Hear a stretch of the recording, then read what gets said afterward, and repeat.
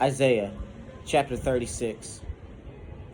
Now it came to pass in the 14th year of King Hezekiah, the Sennacherib king of Assyria came up against all the defense cities of Judah and took them.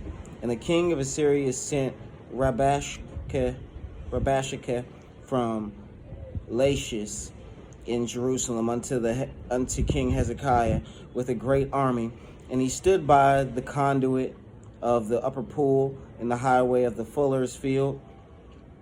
Then came forth unto Eliakim, Hilkiah's son, which was over the house, and Shebna the scribe, and Joah, Asaph's son, the recorder. And Rabshakeh said unto them, Say ye now to Hezekiah, Thus saith the great king, the king of Assyria, What confidence is this wherein thou trustest? I say, sayest thou, but they are but vain words. I have counsel and strength for war. Now on whom dost thou trust, that thou rebellest against me? Lo, thou trustest in the staff of this broken reed on Egypt, whereon if a man lean, I will go into his land and pierce it. So the Pharaoh king of Egypt to all that trust in him.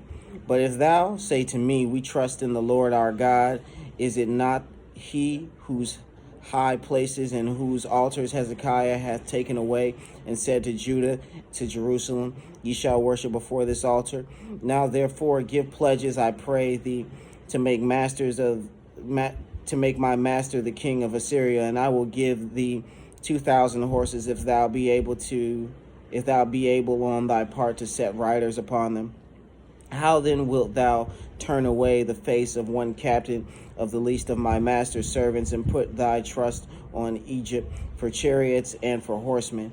And am I now come up without the Lord against this land to destroy it? The Lord said unto me, Go up against this land and destroy it. Then said Eliakim and Shebna and Joah unto Rabshakeh, Speak, I pray thee, unto the servants of Syrian language, for we understand it, and speak not to us in the Jews' language in the ears of the people that are on the wall. But Rabshakeh said, Hath my master sent me to thy masters and to thee to speak these words? Hath he not sent me to the men that sit upon the wall, that they may eat their own dung and drink their own piss with you? And Rabshakeh stood and cried with a loud voice in the Jews' language, and said, Hear ye the words of this great king and king of Assyria. Thus saith the king, Let not Hezekiah deceive you, for he shall not be able to deliver you. Neither let Hezekiah make you trust in the Lord, saying, The Lord will surely deliver us. This city shall be delivered unto the hand of the king of Assyria. Hearken not to Hezekiah, for thus saith the king of Assyria, Make an agreement with me, be by a present, and come out to me, and eat ye every one of his vine and every one of his fig tree, and drink ye every one of the waters of his own cistern, until I come and take you away to the land like your own land, and land of corn and wine, and a land of bread and vineyards. Beware lest Hezekiah persuade you, saying, The Lord will deliver us. Hath any of the gods of the nation delivered his land out of the hand of the king of Assyria? Where are the gods of Hamath and Arphad? Where are the gods of Sepharvaim?